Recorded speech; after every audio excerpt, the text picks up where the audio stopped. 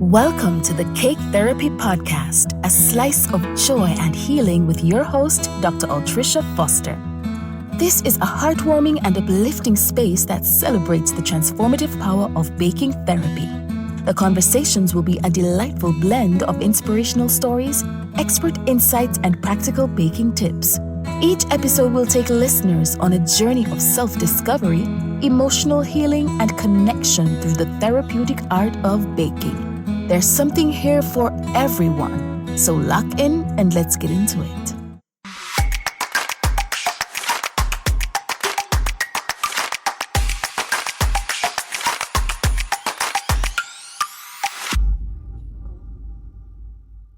Hi everyone, welcome back to the Cake Therapy Podcast. I am your host, Altricia Foster. So I'm really excited to be here today because I have another Jamaican in the house who's making waves over in Canada. Before I introduce you to Chef Noel Cunningham, though, I want to thank our subscribers who continue to listen in on our podcast. If you're new here, welcome. Please go ahead and subscribe. And to all you listeners who've been listening but haven't yet subscribed, please do so. It means the world to us. We're over there. We're on YouTube. We're also on TikTok. And you can find the podcast in our new app, Cake Therapy app. You can find it in the Google Play Store and the App Store. Download it. You've got the kitchen in the palm of your hands now. Yeah, and some much needed resources in the app as well. So go ahead and do that. But like I mentioned, that we have Chef Noel Cunningham coming in a few minutes. And this gentleman, he's Jamaican, but he currently lives in Canada. He's captured the hearts of food lovers everywhere. He's an author. He's a culinary influencer. Man, he does so much in the culinary space. He has a passion for creating healthy Caribbean cuisines. He started his baking journey in Kingston, where he learned to cook alongside his mom and his aunt. And today we're gonna get to hear from him about his journey from cooking in the kitchen with his mom and aunt to leaving Jamaica and then now just making waves in Canada pretty much. His accolades include a recognition of the most significant next generation game changer in the Jamaican community in Toronto. He gained international attention as the youngest member of the Jamaican culinary team at the James Beard House in New York. Since relocating to Canada, he has made more waves. He continues to make waves as an executive chef at Burntwood Hotel in Thompson, Manitoba, and has collaborated with prominent brands like Appleton Estate and the Jamaica Tourist Board. And if you know Jamaica, tourism drives the economy. So for chef and chef's food to have made, to have caught their eye and they've asked him to collaborate with them, he's a big deal. He's a big deal. I think when I think of chef, I think about Chris Martin's song, Big Deal. I'm not gonna sing, so I can't sing, but you can find it on Google. So in addition to his culinary achievements though, he's a food writer. He has his own podcast, so he knows how these things go, and it's called What's Cooking with Chef Noel. On that podcast, he shares insights from the industry experts, and he talks about food trends. We want to talk to him about his cookbook, though. I think it has 100 easy to follow Jamaican recipes, like he said. It's called Cuisine by Noel, a culinary journey through recipes and stories. Welcome, Chef Noel, to the podcast. Woo, my friend, you have a long bio. Welcome to the podcast. So welcome, Chef Noel Cunningham, to the show. Welcome, Chef. Thank you for having me. Thank you so much for having me. Yeah, I love having Jamaicans in this space. I always create the table and ask you to just pull up your chair and come. And so I'm happy when, love that. When my countrymen and women say yes. I'm super proud of you. I'm a fan. I've been watching you, work your magic in your space. And as I was telling our listeners that you're Jamaican Canadian. Yeah. So did I read correctly? Is El Nino and on the way? Like, what's going on over there? We're over here in Canada. Yeah. I'm not even sure what's up, but there's always something happening. Yeah, weather good? Yeah, so far it's on and off now. We're now in October now, so it's like all over the place now. It's a crazy time now. Yeah. We don't even know how to dress. I know, it's weird. It's always weird not knowing, like in a weird space with the weather and stuff. Yeah. So listen, your bio speaks so much. It's very inspirational. When I looked at it and I was like, oh my God, how long has this guy been in Canada? Yeah. So I really want my listeners to get to know you a little bit. But to kind of set the stage, what was your life like growing up in Jamaica? I talk about Jamaica all the time to my listeners, but tell me a little bit about you. Yeah, thanks so much for that. So, of course, I grew up in a family, just my mom, my 3 sisters, my stepdad, and that was life for me for like maybe 12 years. But we're, it's always a fun family, loving, grew up in the church, of course, and lots of cooking, of course. Definitely cooking is a must with the family, especially on Sundays. And, traditional, went through like basic school, primary school, and high school, Edith Dalton James, there in Duane Park, for those of you who know where it's. Oh, okay. Yeah. I'm from Marvally, of course. Big up Marvally. We have some topics from Marvally, QQ. We have Ryan Sterling. We have topics from Marvally. Yeah, and Chef Cunningham. Chef Noel, yeah. So definitely, I like to big up Marvally, of course. It's definitely not, the uptown area, but we produce good people, and we always try to promote the good things, because oftentimes the negative is out there. So let's highlight some of the good. Yeah, so that's basically what happened to me. And then, so after leaving high school, so before I leave high school, I started to help my aunt, in the kitchen, cooking. She's a professional chef and also baker, not traditionally trained. Yeah. And then she saw that, I have a knack for the whole culinary industry. And then she introduced me to the Food Network. Oh. And she introduced me to the Food Network. I saw like Rachel Ray, Paula Dean, Bobby Flay, all of these people. I used to watch Sandra Lee every Saturday morning, to watch Sandra Lee in her kitchen baking up. So, Saturday was always baking with Sandra Lee. And then in the afternoon, I watched Barefoot Contestant, all of these people. So I realized cooking was just more than just being in the kitchen or what we think it is. You can actually have a career in this industry. And during high school, I was pretty good throughout. My grades fell a little in the, with 9th grade, me get bad and start for like young and company and crew. And then I decided like, no, this is not me. And I stepped things up. I came 7th in the 10th grade. And then in 11th grade now, I got top performer in food and nutrition. At a ceremony, then at graduation, I also got top performer again. So I realized I really love this thing. I'm really good at it. It's calling me. And I decided that I'm going to sign up for the Runaway Bay HEART Hotel and Training Institute. Because while I was, watching show like Creative Cooking, I would always see chefs on it.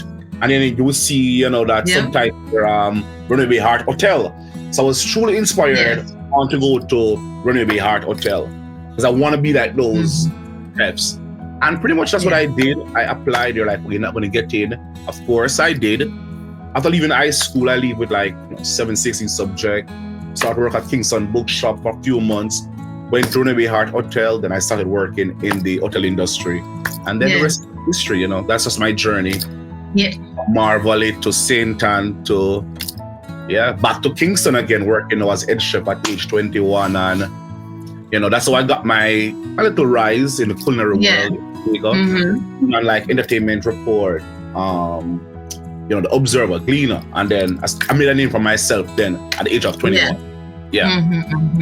So for our listeners who are not familiar with Jamaican media, So Entertainment Report is one of those popular entertainment shows that's shown on Friday nights, I believe, in Jamaica, one of the television stations that highlight people in the entertainment. Like an e-news, yeah. Yeah, like an e-news. And then the Jamaica Observer and Gleaner are the top, but not necessarily the top, but the two more prominent newspapers on the island.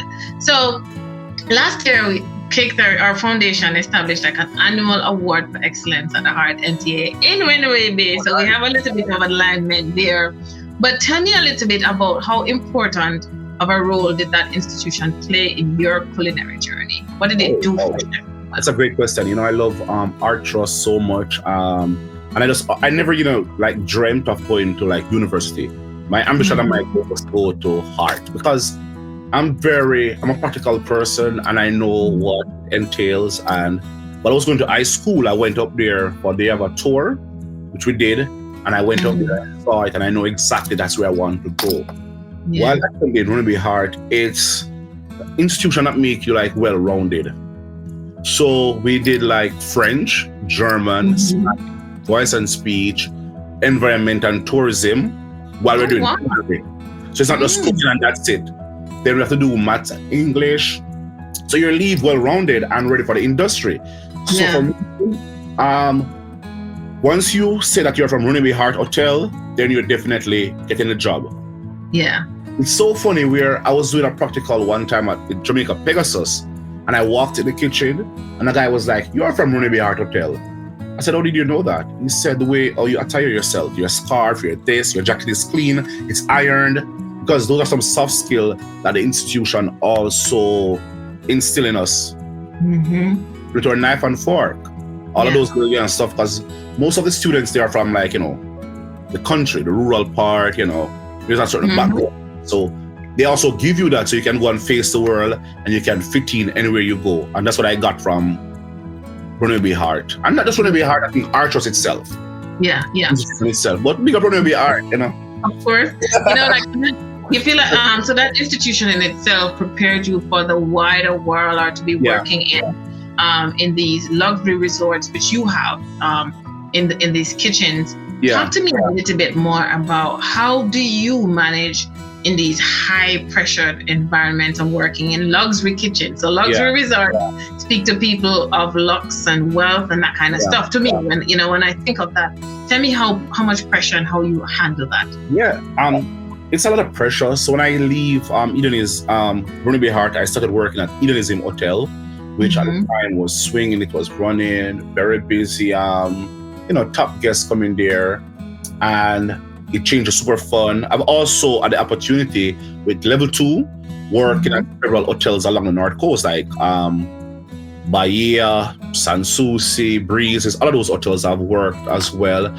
It's high pressured. I've also worked in different departments. So I've worked in the range, I've worked in Japanese, I've worked in Italian, I've worked in soup and sauce. I've also worked in pastry as well. So what happened for me, I was well-rounded and I try to always be a sponge and learn as much as possible. And I know that this is a high-pressured environment where it's gotta be on time, gotta taste good, gotta be ready. And so for me, it's all about the mindset and knowing what your job really entails. Yeah. There's no surprise for me. Okay, good. So you're always ready. So therefore, when the time came for you to migrate, then I'm assuming that you were ready for that now. Because I told my listeners that you're now a Jamaican Canadian. Yeah. Tell me what were some of the challenges though and surprises that you experienced, when you moved to Canada as a chef. As Chef Noel. So I came to Canada in 2013, December. I came here like just being random, because after leaving the hotel industry, working at Cafe Mantra, I was 23 at the time, and I worked at different places, couldn't find myself. I didn't feel like I belong. I'm not, feeling fulfilled. I just, randomly applied, got a job here in Canada, and I came. I didn't know where I was going, what I was going to do, but I was just trusting the process. And I was just trusting the process, and I came. Even the Friday, I think I was traveling on Friday, I missed my flight. I don't know if it was nerves or what. I came the Monday, stayed in Toronto, then I went all the way to Thompson, Manitoba, which most people here in Toronto or Canada don't even know where's Thompson. Yeah. That's how far I went. And it was like one of the coldest winter in like 50 years, record breaking. And for me, I'm a very adventurous person. Yeah. I'm a warrior. I am brave. So for me, I came with an open mind. Yes. So nothing catch me by surprise. Like the cold, I know that it's cold. So I bundled up. I came from Jamaica with some, what do you call it, long johns and boots. And we have Jamaica have some nice winter clothes. It's funny, but it's true. Winter boot and stuff out there. And I'm prepared. And for me, I think that's what kept me also going through my career journey. I am always be prepared. And like Cheryl Lee Ralph said it best, if you stay ready, you don't need to get ready. Exactly. Yes, exactly. I'm always ready. Whatever the challenge is, and I don't really see things as challenge. I see things as just an hurdle which we can always jump over. Yeah. You know, like hearing your migration story to Canada, it reminds me of mine. Like when I moved to the US, I moved with like $900, no place to live, no school fee, but I am gone. Like bye-bye. I am out. Yeah. So, and it's time. That was the right time. Of course. Of course. And I was moving like unstoppable. That's me. I'm definitely not gonna be stopped. So kudos to you for taking that risk on yourself, you know? That's the best decision to date I've taken on myself. Of course. Because you've achieved so much since you left home. Talk to us about Cuisine by Noel. When did you launch all of that? And what's the philosophy behind you? So Cuisine by Noel started actually in 2013.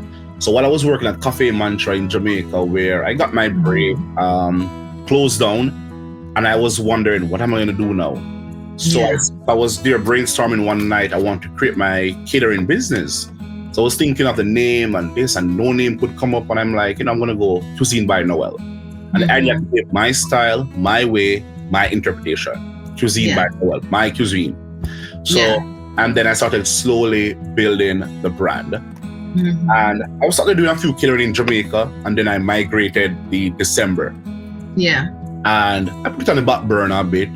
So, and what I did while I was working, so when I came here to Canada, I was working in a fast food restaurant called Chicken Chef. But it's so funny, I'll about the place a little. When I got the job offer to Canada, they told me it's a fast food. So I'm like, fast food? I'm leaving my head chef job to go work in a fast food. Then I think about it like fast food in Jamaica versus fast food in Canada. Different currency, different experience. Why not? Sometimes we gotta put pride aside and ego and all these stuff. Because that can hold us back. And I put Cuisine by Noel on the back burner. But what I was doing while I was working, I was slowly building my brand, working on my website, working on my logo, because just like Martin Luther, I have a dream. Yeah, and I was working on my brand at the same time while working and using my 9-to-5 to start slowly fuel my entrepreneurship journey, which I'm planning, to be on in the future, which is like now. And that's what I did. Keep on slowly working, and I work as an head chef up there in Thompson, Manitoba, until I moved to Winnipeg, and I went and did hotel and restaurant management diploma. And then I started now, because I had more time now while going to college, I was in catering and private events on the weekend. Yeah. So you know what I noticed, Chef Noel, like you do both sweet and savory. Yeah. Talk to me a little bit more about your baking journey. I'm in the kitchen, but I'm more on the sweet end of life. Yeah. You're the sweet girl. Yeah. Tell me about your sweet journey. Yeah. So you see, life as a way of always coming back some way to you, and I'm sure you can testify to. I'm positive you can testify to this. That sometimes we start doing some stuff, not realizing what we're doing, until it might come back. So when I started in my kitchen, right, I used to enjoy baking. So I used to do cake mix and go down the mall, and I used to buy the funfetti cake mix, the yellow one, the white one, bake it. Then I used to, do my stuff. The Jamaican rum cake is actually one of my favorite cake to bake, and There's a lady in my community called Miss Opie. Every Christmas, she's like, no, you're not baking. I'm like, no, I don't have no money. I don't have no ingredients. She said, come. And she would take me to her house and give me flour, give me this, give me fruits that she had soaked. And I would go home and I would bake. Yeah. Then when I was doing my training on the weekend now, I used to sell rock bun. We like, even the old people in the community, most of them die from diabetes, not because of me, but I used to sell them rock bun and they would support because, a young guy trying, they want to encourage. And while I was going Runaway Bay HEART, I told myself that I want to become a pastry chef because everyone was so scared of pastry. Everyone wants to bake because, in cooking, we can always fix things. If something is burnt, we can say it's black and amber. Something is salty, we can say salted odd. If something, there's no mistake on the hot range. But in baking, it's not. Yeah. Unless something crumble up or we say crumbs or something. So when I got my first job at hedonism, I wanted to be in pastry, but there was no space. So I was thrown on the range. But when I would always go in pastry room and I have time and I would look and I would, ask questions and observe. Then I just always on the range, became head chef, no time for pastry. But I would still bake my little rum cake, stuff like that.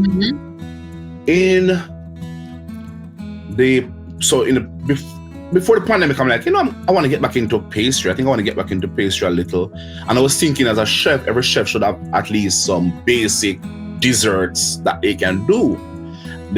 So when I moved to Toronto in 2019, I was doing freelance work. And every time I go somewhere to work, they would throw me in the pastry shop. It so happened that they put me at this establishment. The pastry chef went on vacation. Who was in charge? The pastry chef left. Who was in charge now need to go on vacation. I was thrown to lead the pastry department. And that's where my love came back. The pandemic hit, I was home and I started working on some recipe, red velvet cake, vanilla and chocolate. Someone said, Noel, can you bake me a cake for someone's birthday and whatever? I did it. And I posted on saw. I didn't even have utensils. I didn't have no piping bag, no nothing. No spatula, no nothing. And I just did the cake, bake it. I use a bag and make the piping thing around it. And for the red velvet, the crumbs and stuff. And I did that. I posted it. I put on it. Someone else ordered next cake. I start buying tools and spatula, buying comb. And I just started learning on the journey as the journey goes by until I got awarded for bacon, this, and start doing cakes. The cake by Miss Lou, the cake by Jamaica 60. Been selling. Some months I make more money off cakes than food. Yeah, absolutely. And, like that. Sometimes surprising us, so yeah. And that's why sometimes I just try to go with the flow of life and not try to be hard on myself. And what for you will always be for you, and always back as well, Absolutely, I love that. Like, what's for you will always be for you. And as you started talking about that full circle moment in terms of who you wanted to be as you started school. And you wanted to be in cakes and you had this love for cake. For me, cake is everything. Cake is life. Cake is my therapy. And I wanted to know from you, like, what do you think of, the kitchen itself as an outlet and its therapeutic value? The kitchen itself, it allows us to be very creative. We tap into that creativeness. It allows us to be free. That's what it does. It's on heart, right? Where there's not much rules really, away from some cultural stuff or culinary boundaries that we sometimes create ourselves. But it allows us to be free. It allows us to express ourselves, and from expressing ourselves, free us, which is now a therapy for us. We get to, because it's freedom of expression. And for me, it's so funny. Because when it was 2023, the Jamaica Gleaner did an article on me, chef finding sweet something, and did an article. I didn't realize what cake was doing for me during the pandemic. Yeah. I never realized, because in the moment you're just baking and doing this, even some restaurant were ordering like cakes from me, and I was doing cake. I was so busy. And I didn't realize that it was actually what kept me sane. That's what kept me going. Because everything shut down. Yes. And cake, now I'm thinking of ideas, because I don't know if I'm sure you realize in the pandemic, cake was trending.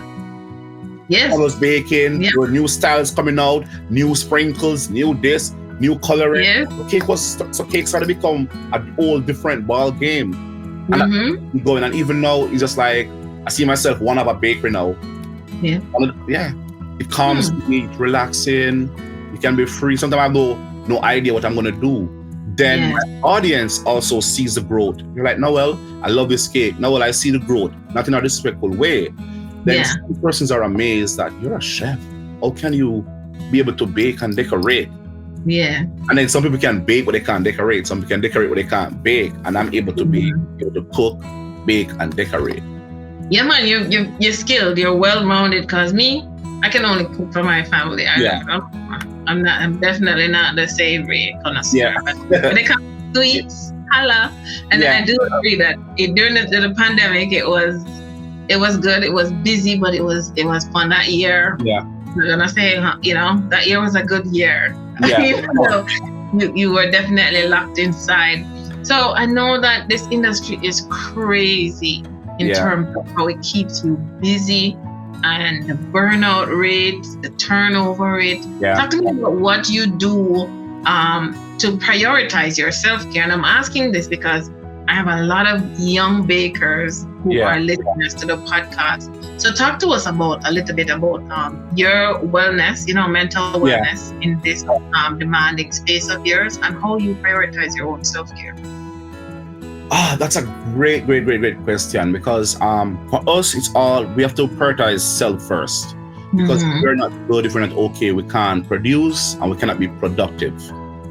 And in 2021, so before the pandemic, I was searching for a space where I can do catering and private events. And a spot came up, and during the pandemic, of course, there's no catering. So I was doing like online stuff, Uber Eats, DoorDash, Skip. I started doing this catering thing called Hunger Hub. I was doing this thing called Zip Lunch. I was baking cakes. I was working at Jamaica Tourist Board. I was working in Appleton. I was going. Because I was trying to try and catch every dollar, try and catch everything, trying to. Media reach out, I'm doing so many podcasts. I got tired of Zoom, because we were all Zoomed out. Yeah. And I've been juggling. So sometimes before I even open the store, I'm upstairs talking to a school, maybe I'm zooming, I'm running back down. And then in 2022, I started to slow down stuff. I stopped writing for the Toronto Caribbean newspaper. I started to drop stuff. And in 2023 was when I really stepped back from a whole lot of stuff, because I realized where it was going. Some people also believe that, oh, you're young, you must work now because you're young and actually. But what's going to happen is that you're going to burn out yourself, and you're going to lose that juice, that drive to be creative. Then here comes all these mental situations start to happen to you now. And then you fall off the radar. You're not posting no more on your social media. You just want to stay in bed, and you're not realizing because you're so burnt out. And for me, I've learned to say no. Yeah. Okay. Someone call me right now, hey Noel, I'm sorry to call you now, I need a cake for Friday. Can you? And I'm like, sure. I run to the store now, get what I need, I come back and bake. So I learned to set boundaries. Yeah, boundaries. 3 days notice, this, that, create your rules, and let people abide by it, and remember self first. So in 2023, I had to slow down, take a deep breath, and I had to pick and choose also the jobs that I also want to do as well. Yeah. So learn the power of no, create boundaries, and remember you are always first. You are always first. I recognize also that Chef Noel is always first too, because one, he's well-rounded, but he's not a one-trick pony. So we're gonna talk about the podcast. Yeah. Oh yeah. Let's Cooking with Chef Noel. Yeah. What made you start that? So I'm a chatterbox first. Let me say that. So in primary school, my teacher would say, boy, this guy should do comedy, this guy should do this, or a career in media. So I which primary school you went to? Marvelly Primary. Oh, Marvelly. Yeah. Okay. Then I was always a part of drama class, this. Then I was in 2016, I was actually doing a radio show with this online radio called Live with Noel. I did it for 5 years. But then as my brand started to grow, I I wanted to do a podcast. I was like, I want to do a podcast, but I didn't want to do something outside of cooking. And I wanted to tie in with my brand. Yeah. So I wanted to really create a space that chefs can have a voice, industry can have a voice, entrepreneur can have a voice. And as you know, there are lots of podcasts out there. So why there are so many podcasts out there? Why? But there's not many podcasts for people like you and I. Yes. These people don't know us. They don't reach us. We're not in their league. We're not joining their crowd, which they think. So we have to create our own table. Yes. And I decided I'm going to start it. I'm going to create my footprint on the internet, whether I have 10 listeners, 5 listeners, so much, because it's already on the internet. People will find it in the next 10 to 20 years to come. Yeah, and I wanted to also inspire people as well through food. So I said, what you know, Chef Noel, come and find out what's cooking, what's happening. And in the pandemic, I was able to have a conversation about food to help you sleep, because there were a person who couldn't sleep during the pandemic, food for, you know, diet, this, that, how to lose, you know, so, and I enjoy doing it. I also learn from the people who are on the podcast. I'm able to share with a global audience as well. And it gives us a voice and it gives us a platform, and I enjoy doing it. Yeah. Let me sound like Oprah. You know, you just gave me an just now, because I've excelled at a lot of things. Yeah. And my podcast platform is like really. Yeah. I have like maybe like 200 average listeners every time. Trust me, it will grow.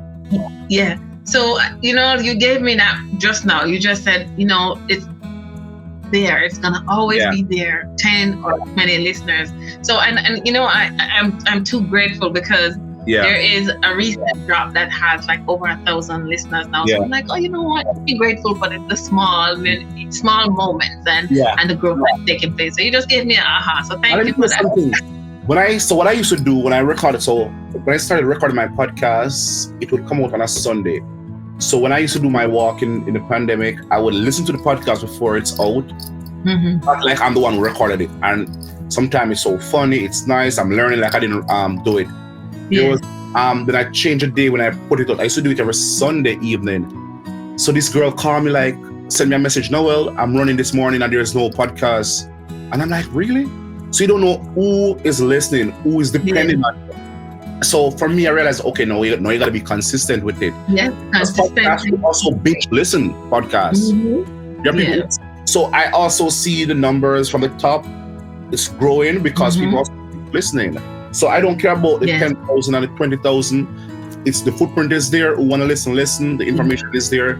People will find it. I see some article posted. I was among top 50 food podcasts on the internet. Then I saw like a few weeks ago, it was like number 3 or something in Nigeria. Yeah. Food category. Yeah.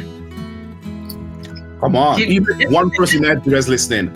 Yeah, exactly. It's dope. It's dope. Really. And it's amazing when people who you don't think listening, actually listening. Because I found out, I found out a couple months ago that we were part of the University of Technology curriculum. So their students, they use the podcast as a resource. And I'm like, okay, that's really You never know where, the lines are going on. You know, for me, I wanted to do it for a long time, right?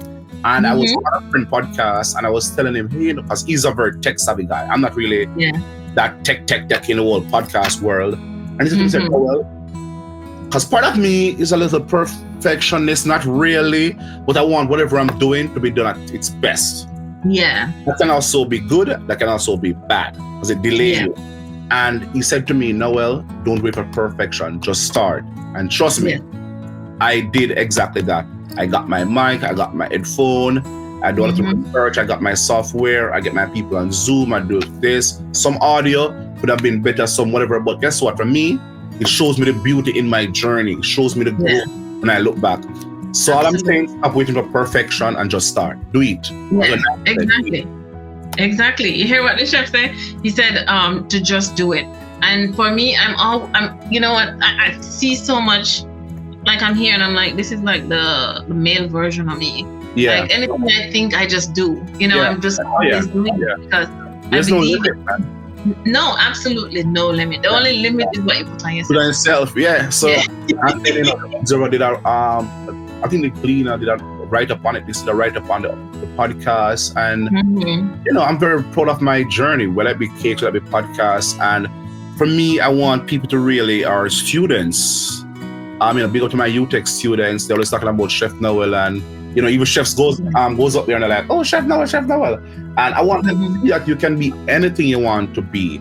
And even if you choose to go in the kitchen or you want to choose baking, you can still have a podcast, you can still have a book, you can still write articles. There's so many endless possibilities, and that's what I want to show them.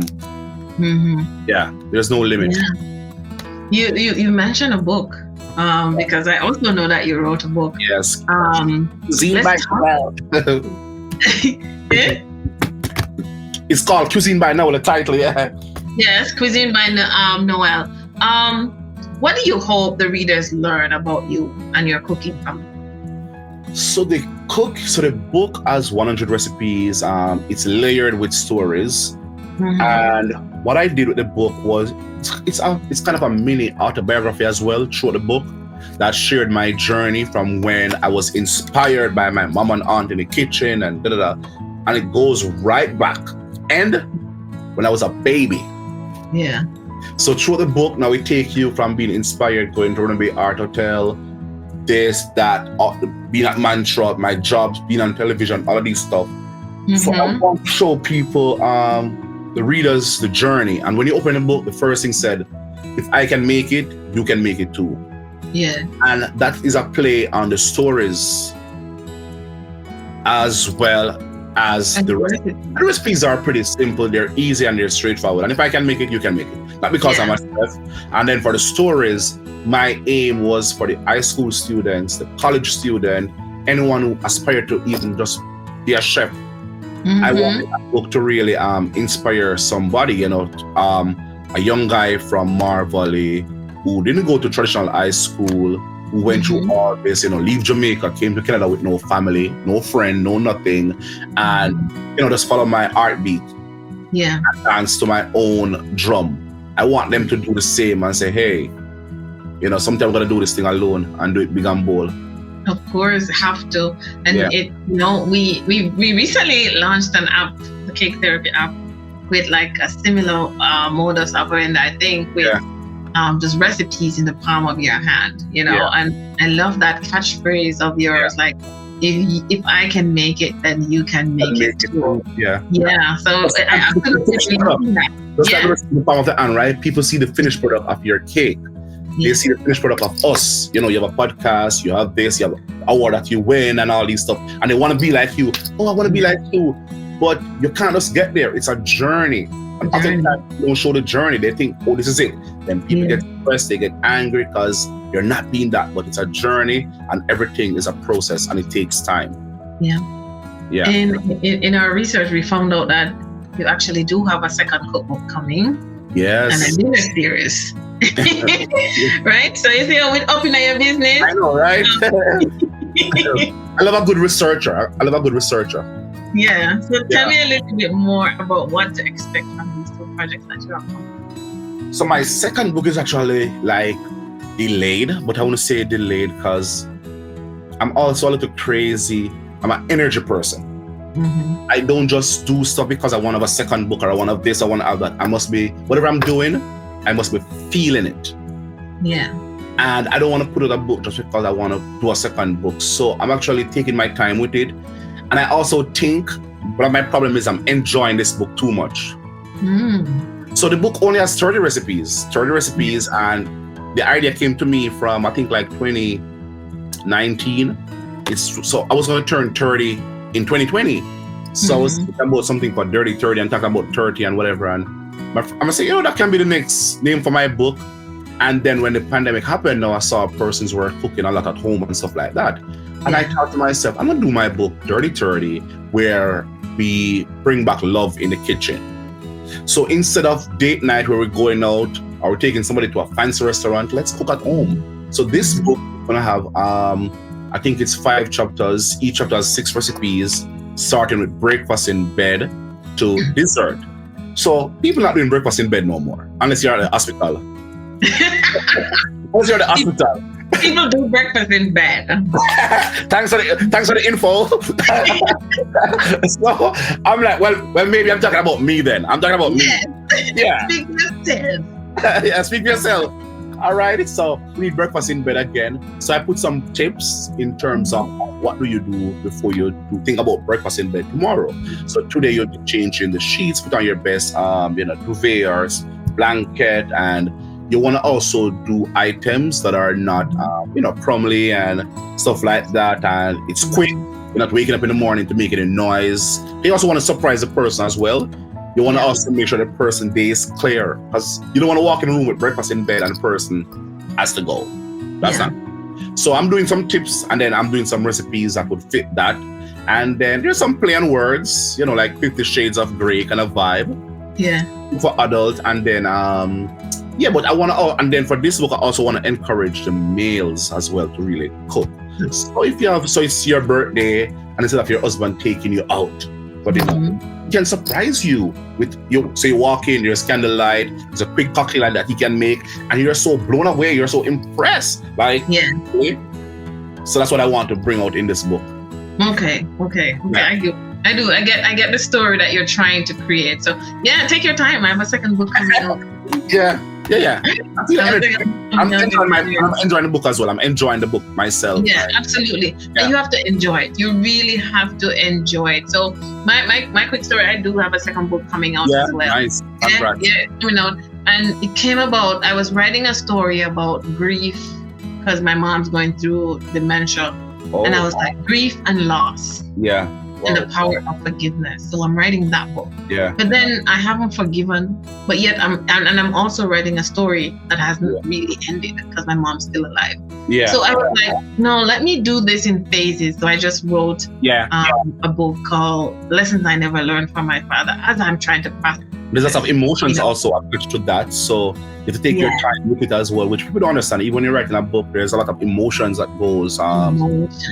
goes through, and you have to process things. So it's not just putting because what's happening to you now, you're actually putting yourself out there. You're being vulnerable. So you have to also soak it up first. So when you leave it, you are already at a comfortable place with it. As well. So you're giving it to yourself. Yeah, absolutely. So I'm excited. I want you to hurry up and get to the place. Mine had a dementia for a year. He made an accident in 2020. 1 year later, he got sick, and then he started to, mixing up stuff, this, that. Luckily for me, when I came to Canada in 2013, I had basically forgiven my dad, because that was part of my thing. Was like, in my head, I was like, I wouldn't want anything to happen to him, and I didn't forgive him. And I'm happy that I did that. So when I started going back to Jamaica, we could hang out, we could drink, we could this, and we could, we could be friends. I'm grateful. So when he died, there was no grief of our regrets. Yeah. There was no regret, which I'm happy for. So, and grief is a process, and sometimes it's even worse when you gotta live with it. Yeah, absolutely. You gotta live with it. It's Yeah, kudos to you, because my father died and I did not forgive him at all. Yeah. But I don't live with any regret. And there's power in forgiveness, man, and it's always not for the other person, but it's for you. So I believe in forgiving and freeing yourself, and that's therapy. Yeah. Exactly, and this is exactly what my new book is doing. It's letting it all go. I like that. I love that. That I learned anyway. So I see myself with 50 books. I have so many books I'm working on, to be honest. I'm sure you can attest to this, wherein once you start to write, your brain just open up and you just write, even in your sleep. You know ideas. Because to be honest, I have so many books that I have lined up. That's the reason why my book now, Dirty 30, is taking its time. Because I have to be careful. I don't want to repeat recipes that are in the first one, in the second one. Then my third book is going to be named off my podcast and also off my YouTube cooking show that I used to have. What's Cooking with Chef Noel. So What's Cooking with Chef Noel would be like a follow-up of Cuisine by Noel. Where am I now? What's cooking? So to answer that, 70 recipes, I already started writing that as well. I have so many other books coming up. So I'm just working on that, and those are my goals and my dream, So Well, what's your legacy? What do you want it to look like? What's that? What your legacy? What's your legacy? Oh, wow.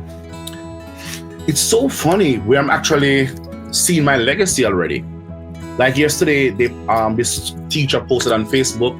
She gave assignment for them to come up, do research on Jamaican icons, and they come up with Miss Lou, Oliver Samuel, this, that, and then here comes Chef Noel. The school in Atlanta was doing the same thing. Here comes Chef Noel. I see them doing all these posters with Miss Lou and all the Usain Bolt. Here comes Chef Noel on it. I'm not even living in Jamaica, and these schools are celebrating Chef Noel. So now I realize that my legacy will be my body of work. Continue representing Jamaica to the highest. Continue to inspire, continue to motivate. And sometimes you're inspiring and motivating, not like you plan it. Yeah. You have to live your life in a way. Because as I said earlier, you don't know who is watching. And I know part of me is a rebel and, me is a hothead, but I also want them to know, say, look, you have to defend yourself, you have to stand up for yourself, believe in yourself, and protect yourself. Yeah. So not because you have a brand, not because you have a business, you're going to allow people to walk over you. And rebels still better in history. We have Martin Luther King, we have all these greats, we have all these national heroes. They all fought for the country. Them bust gun, them lit down people. So hey, I want my legacy to be wherein people are able to see that this young chef ran with Jamaican cuisine, he changed the game, he goes into room where we never thought possible. Because we're all doing that. We're all game changers out here. We're all doing that. And I want to be one of them. So that's, and then to be someone from Marvelly, doing that as a young, that's what my legacy should be. Then my books, of course, will back up all of that. I saw Chef Noel last night on this show, and they said, but you're so young and you have an autobiography. He said, but if you don't write your story, someone else will. And don't limit yourself with age as well. I've never done that. So people, I'm like, you're just 30 something and it seems like you're 40 something and you have all these awards, you have book, you have this television. Like I never put limit on myself. I've been doing this from I'm 18 years old. Yeah. So the sky's just the limit, man. Yeah, the sky is the limit. And don't put limits on yourself. Yeah. Tell our listeners before we wrap up where they can find your book, where they can find your podcast. Yeah. And what next? Yeah. All right, so my book is on Amazon, Amazon.com, Amazon CA. If you're in Jamaica, it's at Fontana Pharmacy. It's also at the airport. Books on CD. It's on my website, I Am Chef Noel. My brand new website, I must say, IamChefNoel.com. And you can also find me on Instagram and Facebook and Twitter, I Am Chef Noel. And what's next? There's always something next, and there's always some surprises, some things I don't even plan. But I know for 2025, my book, Dirty 30, and that's my, and then I want to do my dinner series as well. Right. Where I started with a brunch this year, and I've been doing more traveling and work. So pretty much that's it. And just, keep in tune, follow the culinary journey and see what's up. I'm always up to something. Yeah. Yeah. He's right, though. He's always up to something. And I'm honored that you said yes to come and chat it up with me a little bit. Yeah. Let me butt in. I'm honored by you too because I came across you. I think it was when I think you did something in Jamaica on TVJ, Smile Jamaica. Yes. Yes, and then I saw where you got an award from Jamaica Observer, and I think I follow you on Instagram, and then I love your branding. I love the way you go about your stuff. And then when I saw the podcast and the name of it. The word therapy and baking, I'm like, okay, somebody understand what cake really does. And, I just love what you're doing. I'm, dig deep into your journey of such, but I just love whatever you're doing out here. Keep going and keep pushing, keep being vulnerable, keep inspiring. And I'm honored as well to be sitting in your presence, as well. Virtual. Yeah, the feeling is mutual. Yeah. I hope that you guys listen to this young man, because he's still very young, his entrepreneurial journey and how he inspires himself to be great, not just good, just to be great. I want to thank Chef Noel for joining us, and I want to thank you guys for listening. Chef Noel is on Instagram. He has a podcast, What's Cooking with Chef Noel. It's wherever you get your podcast. And I hope that you've received a slice of joy and healing from the Cake Therapy Podcast. Thank you guys for listening. Thank you for coming, Chef. Thanks so much for having me. Thank you for tuning in to the Cake Therapy Podcast. Your support means the world to us. Let us know what you thought about today's episode in the comment section. Remember to subscribe wherever you get your podcast. And if you found the conversation helpful, please share it with a friend. Also, follow Sugar Spoon Desserts on all social media platforms. We invite you to support Cake Therapy and the work we do with our foundation by clicking on the Buy Me a Coffee link in the description or by visiting the Cake Therapy website and making a donation. All your support will go towards the Cake Therapy Foundation and the work we are doing to help women and girls. Thanks again for tuning in, and we'll catch you on the next episode.